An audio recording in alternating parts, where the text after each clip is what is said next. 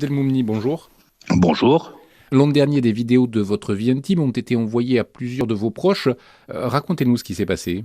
Oui, il y a eu des dizaines de personnes qui ont reçu cette séquence vidéo de 1 à quelques minutes chacune, prise à mon insu dans ma maison, grâce à un appareillage d'enregistrement audio-vidéo très sophistiqué, dont les caméras étaient insérées dans les appareils de climatisation dans chacune des deux pièces de l'appartement. Et ça s'est passé après que j'ai eu de très nombreuses menaces, m'intimant de me retirer du débat public sur l'autoritarisme et la corruption, et en particulier quelques sorties sur l'état policier suite à des violations très graves des droits humains dans mon pays.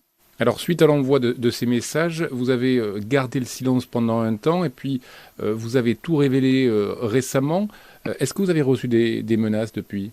Disons, j'avais décidé d'adopter un profil bas, sans me retirer de manière intégrale de l'espace public, mais je prenais beaucoup de précautions, je n'intervenais que très rarement et de manière, je dirais, très soft. Mais la répression a pris de plus en plus un tournant outrancier au Maroc et est arrivé un moment où un ami pour lequel j'ai énormément d'appréciation et de respect, Maté Mounjib, historien de réputation internationale, a été poursuivi sur une nouvelle affaire de blanchiment d'argent et des choses comme ça. Et donc, j'avais de nouveau pris position en disant que cette poursuite était outrancière. Et à compter de là, on est revenu encore une fois à la diffamation dans les médias proches des services. Et donc, j'ai décidé que je ne pouvais plus simplement exister et me regarder dans un miroir en acceptant d'être l'otage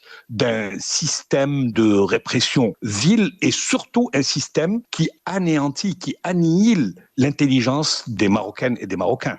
Pour vous, c'est une campagne de déstabilisation qui est menée par un corps mafieux lié à l'État marocain. Expliquez-nous.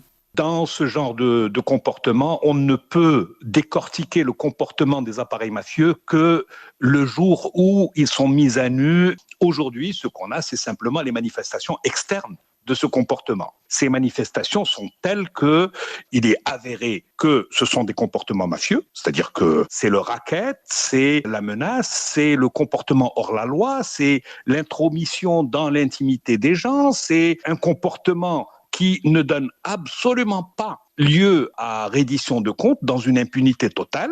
Je ne peux évidemment pas aujourd'hui apporter une preuve factuelle évidente que n'importe quel juge accepterait, mais je suis convaincu que n'importe quelle justice indépendante, probe, honnête et efficace devrait rendre compte de la responsabilité première de l'État marocain dans cette situation. Selon vous, d'autres personnalités ont été victimes de ce type de campagne de diffamation? Oui, alors je citais tout à l'heure Maté Mounjib, il y a plus de 1 000 articles de diffamation qui ont été répertoriés à son égard. Il y a ce genre de porn revenge, on a déjà sur la place publique, je crois, une quinzaine de cas qui sont officiellement répertoriés et pour lesquels, à l'évidence, il s'agit toujours de personnes qui sont dérangeantes pour l'autoritarisme monarchique.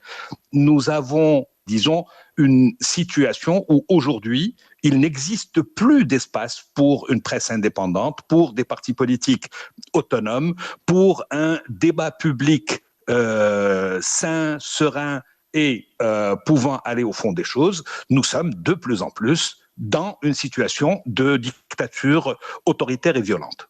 Vous êtes donc d'accord avec ces ONG comme Human Rights Watch ou Amnesty International qui dénoncent régulièrement la répression des voix critiques au Maroc?